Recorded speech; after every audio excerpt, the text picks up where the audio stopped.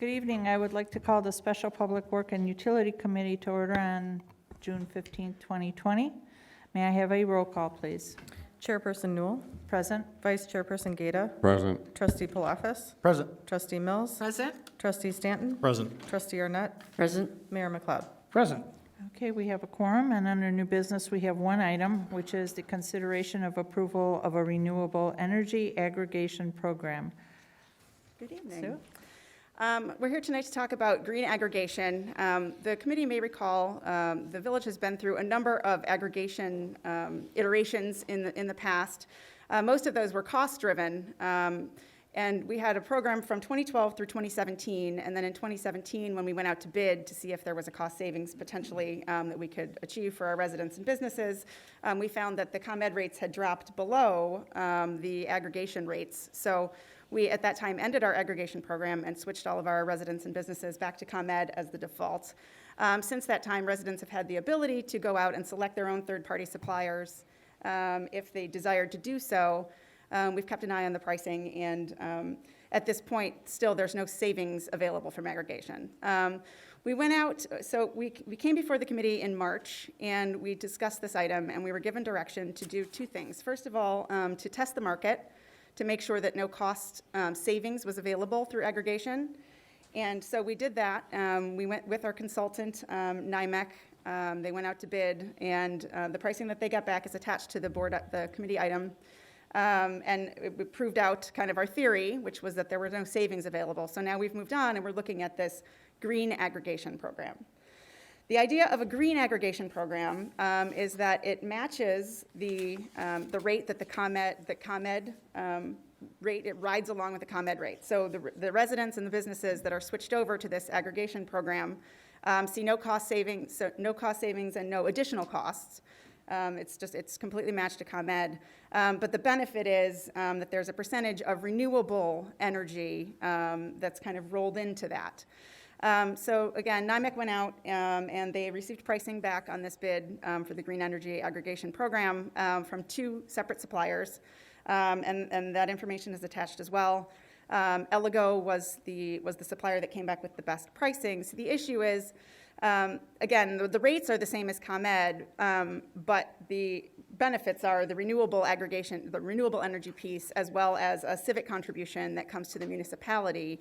And that can vary based on a lot of factors, but the key factor in the Eligo bid that we got back is the percentage of renewable energy that is selected. So you can see there's from 0%, so that would just be traditional brown energy, if you will, all the way up to 100% renewable. And the civic contribution is scaled to match that. So the more renewable energy you select, the lower your civic contribution is. So with that said, we have two, I guess, questions for the committee tonight. First of all, what percentage of green energy we think would be the best match for the village if you do indeed want to go forward with the program? And second of all, what the term of the agreement should be. Our consultant from NIMEC, Dave Hoover, is on the line as well, so he can answer any questions specific to green aggregation that you might have. Trustee Mills? I guess I'm just a little confused. Why do they not want us to have a higher percentage of the renewable energy, that the contribution goes down the more we have? Dave, is this something that you could cover? You there?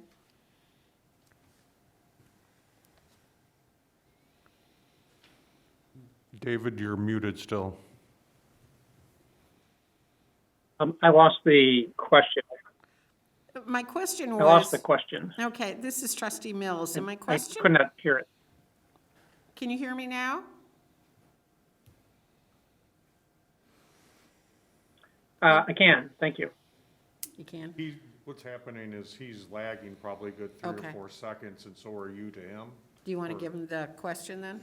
Or do you want me to do it? So David, if you can hear me, this is Jim Norris. The question was, why does there seem to be an inverse relationship between the amount of green energy being put into the system and the civic contribution?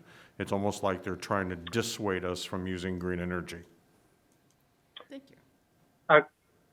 I appreciate the question. The program that these suppliers have come up with, they have determined a way to offer the ComEd rate and yet come up with, let's just say, a pot of money left over. They then say to the community, do you want us to use that pot of money to buy green energy, or do you want us to return the cash to you, or some combination thereof? So the supplier is indifferent, and they're not trying to incent you. They're just trying to reward you to going with the program. They are indifferent on the amount of green energy. But it seems like it's saying that we would be paying the exact same amount if it was still ComEd. That's true. Okay. I was just a little confused still by that. Well, they essentially, the suppliers essentially, in my opinion, in my vernacular, has pulled a rabbit out of a hat. In other words, they can match ComEd, and they can still come up with either green energy and or civic contribution. And what they're saying is, we will let the municipality decide how they want to receive that pot of money. Let's just say it's $80,000 annually, that they figured out how to offer this. And if you are not interested in green energy, they would say, okay, we'll give you the pot of money. If you're interested in green energy, okay, there's a cost to that, roughly $79,000 a year, and we will use that cash to go purchase the green energy, the premium for green energy, or some combination thereof. So they make the choice and the different options available to the municipality to essentially spend the, shall I call it, free money, any way that you deem most appropriate to accomplish what you want in the municipality. But in either case, be it 0% or 100%, the cost to the consumer resident will remain the same. That's correct. Correct.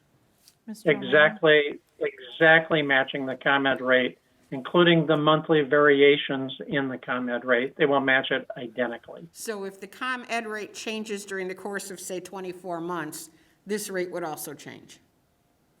Yeah. Well, the ComEd rate actually changes monthly within certain parameters. And that information is released on the 20th of the month. Suppliers then roll that into their pricing for the following month. So whether a resident leaves the program and goes to ComEd, or whether they stay in the program, their rate is identical. Okay. Thank you. Okay, Mr. O'Malley? I think the easy answer to your question, Trustee Mills, is Your that mic on? it's the cost of green energy. When it's 100%, then the contribution is less than. If it's zero, then the money comes back to the municipality. So it's the cost of purchasing the green energy. Okay. Thank you. Some communities have used this, the pile of money, as Mr. Hoover says, to fund other other environmental programs. And that's been the allure for some, because there is absolutely no fiscal bang for the buck for the resident. It's purely environmental by doing the green, and the municipality either can decide to 100% pass along that green energy to 100% and thus get very little in terms of a civic contribution, or some have decided to say we'll take that certain percentage of money and we'll do some of our sustainability projects that we didn't have a funding source for. That'll help the environment too. Okay, Trustee Palacios? I'd like to see us do at least 50% for 3 years. It's my opinion. Mayor? How do we verify whatever percentage of renewable energy is? Do we do an audit? How do we audit this? The supplier will send you a list of the renewable energy certificates they purchase, which is the green energy. They will send that to you about 6 months into the program, so that you can and it's based on the volume of usage of everybody in the program over the last year. They then purchase that same offset for the renewable credits for the following year, for each year that you would have the program in existence, and they'll send those to you. So the supplier sends those to us? Yes, sir. Well, the supplier purchases the renewable energy credits. They actually go out into their marketplace and they buy those renewable credits. There's a cost to them. If you see, like in Elegos case, the difference between 0% and 100% is roughly $79,000, $80,000. So they'll purchase that $80,000 worth premium for the green energy if you were to do 100% or whatever percentage you do. They will purchase those renewable certificates from the various wind farms in the Midwest, and then they will report those actual purchases and amounts and where they're purchasing them from for your review each year. Anna? Who else had their hand up? No. I did. Okay, well, I'm not sure who was first. Trustee Stanton? There's been a commercial going on WBBM regarding a bill, I guess, that's in either the House or Senate. I don't think it's in Illinois. I believe it's in Washington, D.C., and they're saying that it's going to cost more money, or ComEd would have higher rates as a result of this bill. What do we know about it? And whether or not these rates would go up so high that the rates that we have at these other ones would be more attractive. One of the components in electricity, all electricity, is something called capacity. Capacity is the premium that we all pay to reserve space at electric generators to ensure that we have ample supply during the peak periods of time. For instance, in the middle of summer on a Wednesday afternoon when it's 99 degrees outside, we want to make sure, and the ICC wants to make sure that we don't have any brownouts and that everybody has enough power available. There is basically an insurance or a reservation fee that suppliers have to hold back that generation in case the state needs that power. The bill deals with how that capacity is procured. It has to do with the 13-state regional grid that we're on, and the capacity costs for eastern states in our grid are higher than the capacity cost for Illinois. Illinois is considering pulling out of that grid and purchasing the capacity on their own. If they do that, it will occur 2 years from now. And we have yet to see if that'll pass, and we have yet to know what the implications are. So if that does happen, then all electric contracts will be under review, and we may be back to you in 2 years if the supplier is deemed unable to offer this product in the new environment with those capacity charges. Thank you. Common in all contracts. And so, yeah, we'll cross that bridge in 2 years. We're watching that, and if we need to revisit it, we'll revisit it. Okay, thank you. Okay, who else had a hand up? Mike? I was just, because after just listening and reading this here, that's just what Trustee Palacios was saying. That 50% looks good. So we can look at that. Because we have to come up with a decision tonight? That's all I have. That would be, Thank you. Trustee Palacios? Just one more quick question. On page 5, you have the 12, 24, and 36-month rates per kilowatt hour. That's assumed at 100% green, right? on the pricing matrix we did, Yeah, because, that is, yes, correct. okay. So is there a pricing matrix like that with a hybrid? Where it's? No, No? there is no pricing matrix because the price is the ComEd rate. So on the fixed rate that you saw in the top part of the matrix that we sent, that's the fixed rate contract that all residents would pay if you elected a fixed rate. As you can see, that the fixed rates are all much higher than the ComEd rate is going to be. And so the program that we have, again, features the ComEd rate matched exactly. So both suppliers in this hybrid will charge exactly what the ComEd rate is on a monthly basis with all the variations to the residents. So the residents don't see any savings. They don't see any chance for it being more expensive. It is a pure match to the ComEd rate. The benefit is the green power and or the civic contribution, which the supplier would pay to the municipality. So Trustee Palacios, just for clarity, on this attachment, that top section there that's broken out by 12, 24, and 36 months, that's for traditional aggregation. That's not the green aggregation. The green aggregation is shown in that second chart below. Right. Okay. Okay, good. That's what I was wondering, because the second row, if you will, under the blue, is where it said fixed rate, 100% green. So it made it Yes. look, So if I can, traditional. the pricing within all the blue highlights is for a fixed rate for residents if we were to purchase 100% green power on their, for all.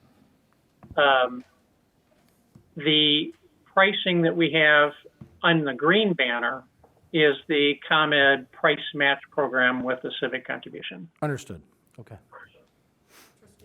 Trustee Mills? Just a couple other things. I know Trustee Palacios said to do with a 3-year program, but after listening to that conversation before, I'd almost be more comfortable with the 2 for us to revisit it after 2 years. And just 2 more little questions here. Now, if some residents for some reason or another opt out of this, this does not affect our bottom line, correct? We don't have to have a certain percentage of residents staying in the program? If I Correct. read this right? Okay. Correct. Okay, and then one small thing is, it says the only expense that would be associated would be the cost of staff time to manage it. Any ballpark figure of how much we're talking for that? Dan would have a better feeling for that, and he's been through this before, so. This is obviously a new program for us, but based on what we've done with our traditional, it's, maybe an hour or 2 a week. Okay, so but it's not a major blow to the, It's just mostly trying to answer questions from Okay. residents, making sure they understand exactly what it is. okay, because I was going to say, if we're saving Yeah. less money than we're going to have to spend, it wouldn't be Yeah, not as overwhelming. feasible. Okay, thank you. And if I can add, if you're happy with the 2-year contract, I would recommend go ahead and do the 3-year contract, because if the supplier is able to offer if the legislative changes do not impact this program, then you don't have to revisit this in year 3. So there's really no cost to doing 3 years. If the legislative impact does cause us to revisit this, then we'll revisit it automatically. So I would just say, if you're happy with 2, you should consider 3, because there's no cost and there's no risk to the community. And we'd be able to get out of the contract at any time? The contract itself has language that basically calls for that to happen if there's an adverse impact because of the legislation. Okay, but what if we find that markets have changed drastically or something, and it's not worth us to be in this program anymore? Can we get out Well, of that? you cannot get out of it, but you would be guaranteed to receive the civic contribution that you are receiving. So the only risk you have is that, might the legislative impact cause even greater savings? That's a possibility.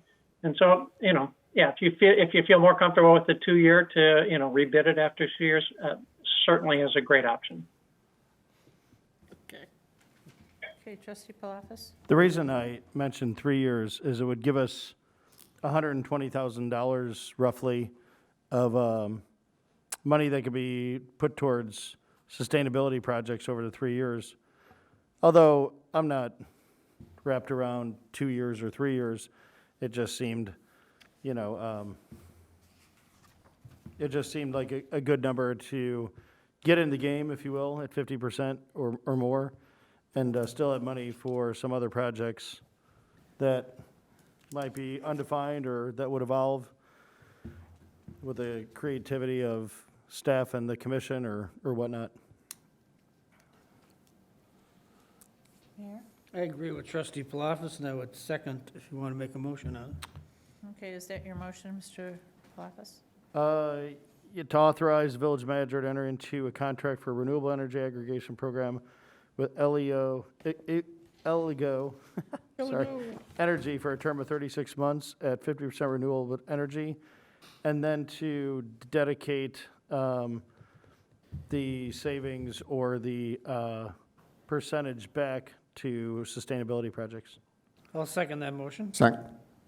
Okay, we have a motion and a second, and I don't see any other questions or anything, right? So all in favor? Aye. No nays? Motion passed. May I have a motion to adjourn, please? So moved. Second. I have a motion and a second, all in favor? Aye. No nays? Motion passed, and we are adjourned. Thank you, everyone.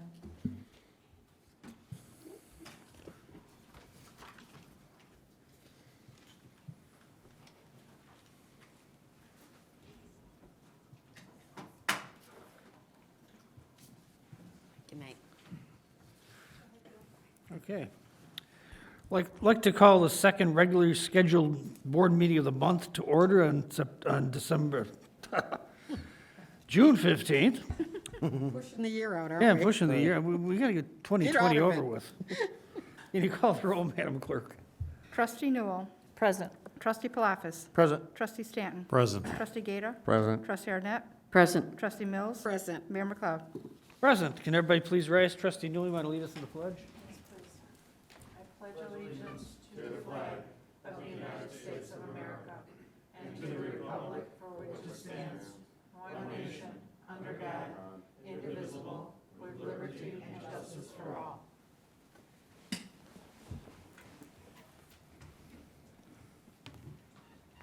Thank you, Trustee Newell. You're welcome. As all of our meetings are, this meeting is being telecast live and will be broadcast on our cable channels later in the week. Move item number 3, this is recognition of the audience. Anybody has a question or concern they want to bring before the village board, the village staff, now is the time. If someone in the audience wants to call in, the number is 847-781-2621, 847-781-2621. Hearing nothing, we'll go on. If somebody does call in, we can always go back to it. Chair to accept a motion to approve the minutes of the June 1st meeting. So moved. We have a motion, a second. Any additions or corrections to the minutes? Seeing none, all in favor say aye. Aye. Opposed? The ayes have it, motion carried. Move on to approval of the special village board meeting of June 8th. Chair would accept a motion. So moved. Second. We have a motion, and a second. Any questions on these minutes? Seeing none, all in favor say aye. Aye. Opposed? The ayes have it, motion carried. Move on to consent agenda, omnibus vote. Chair would accept a motion.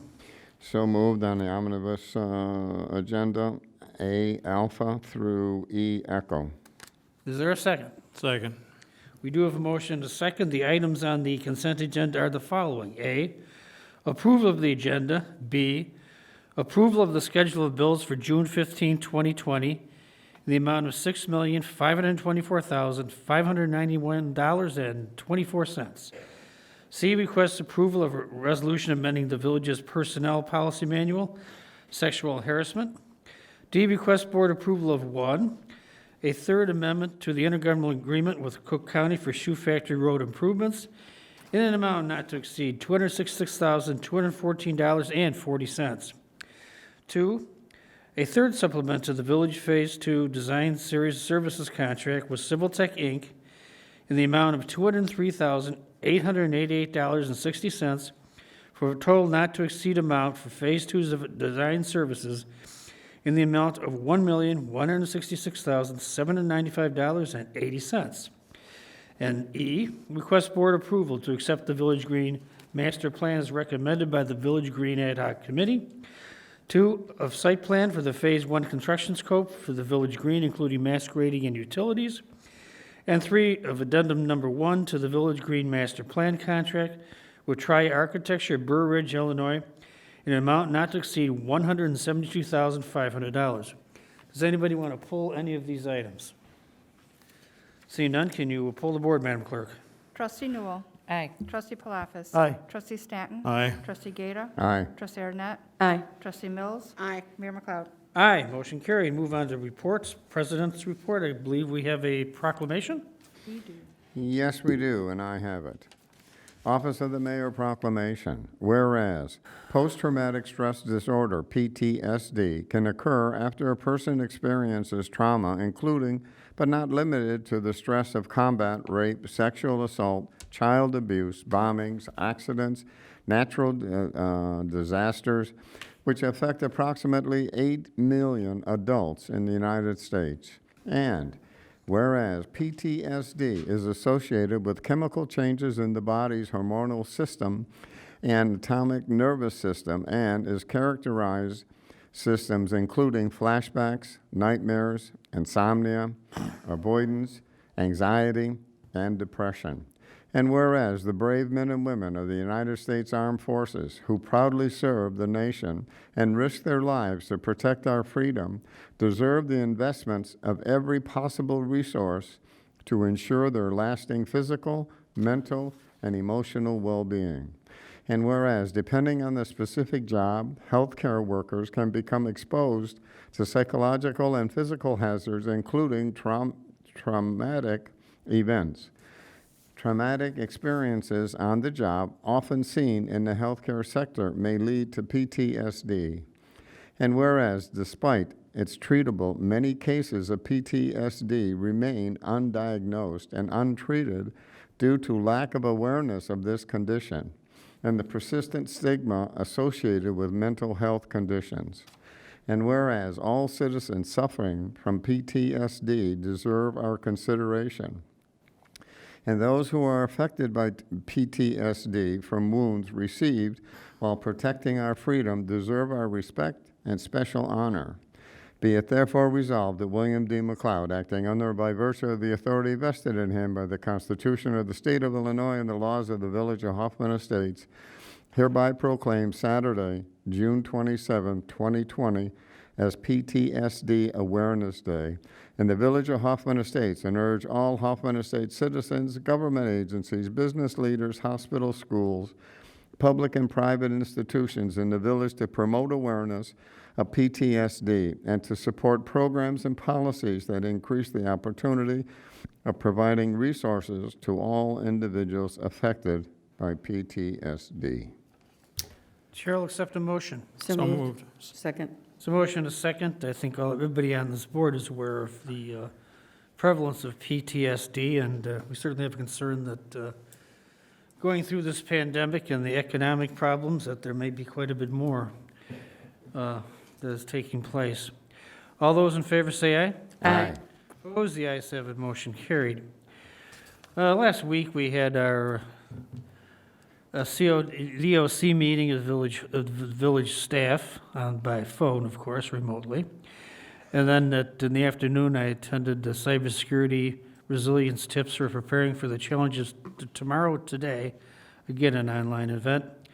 Wednesday morning, ComEd folks called in, Joseph Turnage, with their annual report on the state of ComEd in Hoffman Estates. It was an interesting conversation. Later that afternoon, we had the weekly call with the White House on a COVID briefing. On Friday, we had our EOC call with the village folks.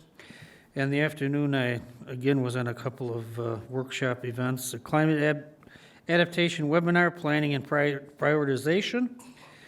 And then at 2 o'clock, we had the All Mayors, U.S. Conference of Mayors call on COVID. And on Sunday night, we had the call with Mayor Lightfoot also. And that's all I have at this point. We will move on to reports. Trustee comments, starting with Trustee Newell. Okay, I have a very nice, easy one. Only did the phone with the Mayor Lightfoot, the COVID-19 call, and that's all I have, other than everyone be safe and enjoy the nice weather that we got. That's all I have. Okay, Trustee Gata. Okay, basically just listening to what Mayor from Lightfoot from Chicago was talking about. Basically, that's all I have. Thank you. Okay, Trustee Mills. Also listening in on some of the phone calls and was happy to celebrate my daughter's birthday last weekend and my husband's birthday this past weekend. Oh, happy birthday.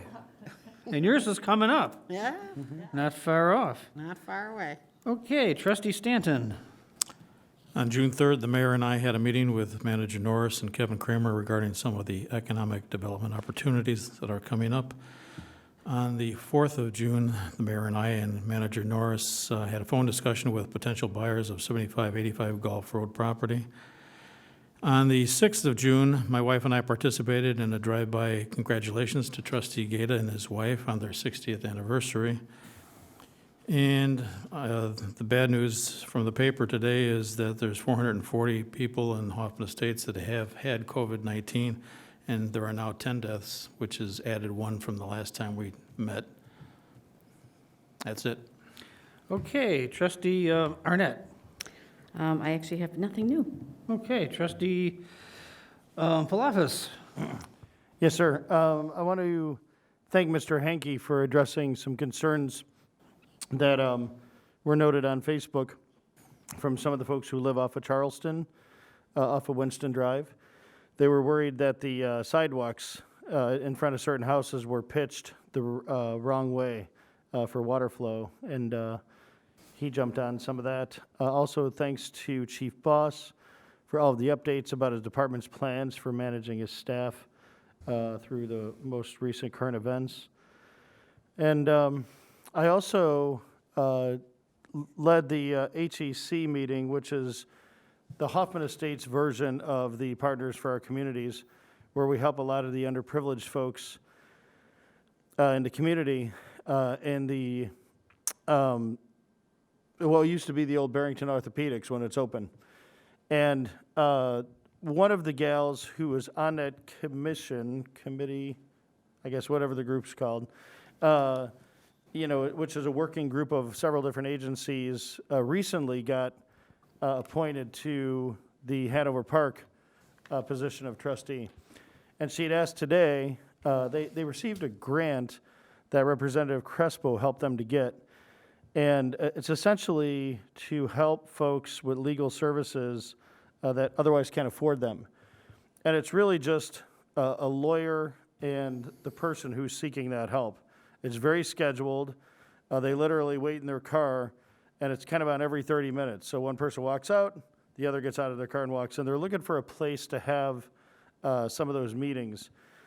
So I just wanted to put it out to everyone here and staff if that's something we could do here in one of our rooms at the village as we, have some of the tight regulations we're managing to.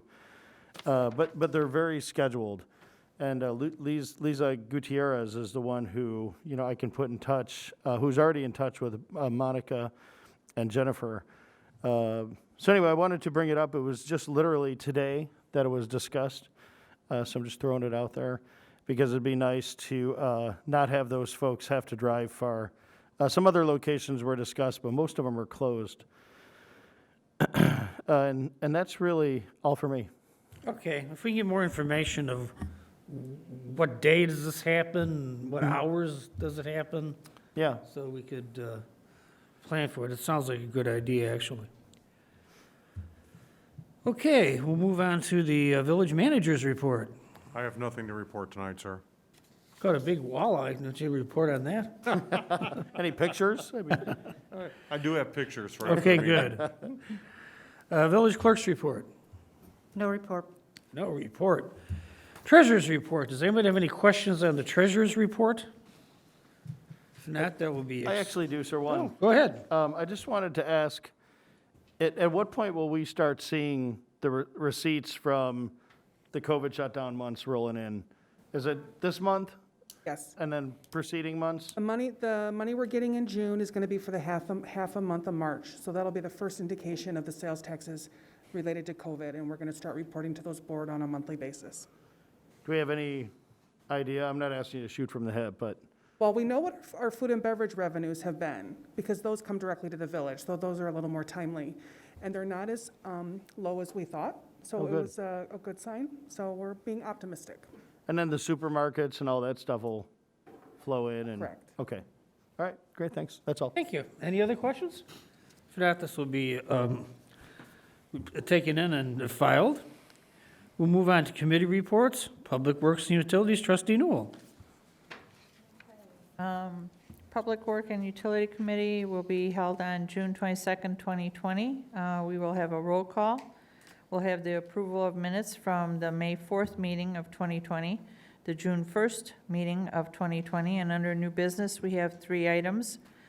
Item number 1 is request authorization to award contract for Public Works Fleet Services trench drain replacement to, to be determined, low bid in an amount not to exceed, which will be determined, and the bid date was 6/5/2020. Item number 2 will be request authorization to award contract for 2020 roadway pavement markings to, which will be a low bid in an amount not to exceed, and the amount will be posted later, and the bid date was 6/16/2020. Item number 3 is the intergovernmental agreement with Palatine, and I guess we will discuss that one. Trustee Newell, that's for a water interconnect. Oh, okay. But we just got the draft, so I think that's why it has a question Okay. mark, whether or not we'll have it reviewed and ready. Awesome. Okay, thank you very much. And then we will have reports which are for information only. First one will be Department of Public Works monthly report. Second will be Department of Development Services monthly engineering report of the Transportation and Engineering Division. And if the president will have anything, nothing under other items in review, and then we will adjourn. Thank you. Move on to Public Health and Safety, Trustee Gata. Yes, Public Health and Safety will call their meeting. Public Health and Safety will call their meeting on June 22nd, 2020. We will have a roll call to establish a quorum, and 2, approval of the minutes of June 1st, 2020. Nothing under new business. Reports for information only. 1, Police Department monthly report. Number 2, Health and Human Services monthly report. Number 3, Emergency Management Coordinator monthly report. Number 4, Fire Department monthly report. Also, if the president has anything to add, if we have anything in other items in review, and we will adjourn. Okay, thank you. Finance, Trustee Palacios. Yes, sir, we will continue by doing the same, calling roll to establish quorum, approval of the minutes from June 1st. 2 items that are under new business. The first is a presentation of the comprehensive annual financial report for the year ended December 31st, 2019. And number 2, the presentation of the Economic Development Area Special Tax Allocation Fund Annual Financial Report for the year ended December 31st, 2019. We'll move on to the reports, which are for information only. The first is the Finance Department monthly report. The second is the Information Systems Department monthly report. And the third is the Sears Center monthly report. We'll have a president's report if need be. Items and other, no items in review, and we will adjourn. Thank you. Move on to 7, additional business. We have 2 items. 7A is request board approval of an ordinance amending section 8-3-22, number of licenses of Article 3, alcoholic liquors of the Hoffman Estates Municipal Code, decrease in number of Class A licenses, Hachi LLC, doing business as Hachi, 1461 Palatine Road, Amore Mio, Inc., doing business as Amore Mio Italian Cuisine, 1467 Palatine Road, this is Stumpka, I'm gonna murder that one, 2336 Higgins Road, and Cantoritas at 2312 Hassel Road, and decrease the number of Class LC licenses, Shelby's, Roselle Road, Hoffman Estates, LLC, doing business as Shelby's, 880 Roselle Road. Chair would accept a motion. So moved. I'll second. There's a motion, a second. Any questions on this? Trustee Stanton? Does this mean that these businesses are now out of business? No.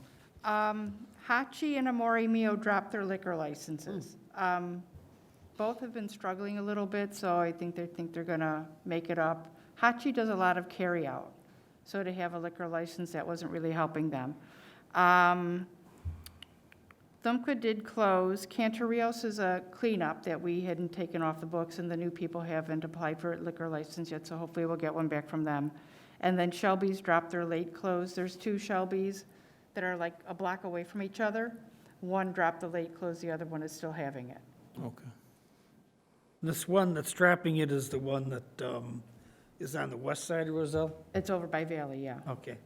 Trustee Palafis? Bev brought up a good point about one of these. I have a number of family members addicted to Hachi, and they do predominantly carry out. Yeah. And I was wondering if we have ever entertained the idea. I know it's pretty much been cost-based that they bailed on theirs, but now you can sell it to go. If we have ever entertained doing a license that would be for predominantly a carry-out business like theirs, or if it's just something worth, if it's even legal. The state has never allowed to go except for what's happening now. Okay, I think it would be, yeah, there'd be a lot of issues. okay. Well, that's a good reason. It will be interesting to see what remains post-COVID from an economic standpoint, so it's possible. I think it's possible the state may. We'll see. But like if they kept it, you know, they could do it to go now. So which is a different business dynamic that we're seeing. Anyway, it's just something I wanted to bring up because I was talking to the guys about it.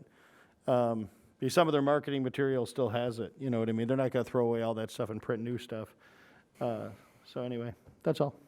There'll be a lot of trends that may change, so we'll find out when this is over. Any other questions? Seeing none, can you call the roll, Madam Clerk?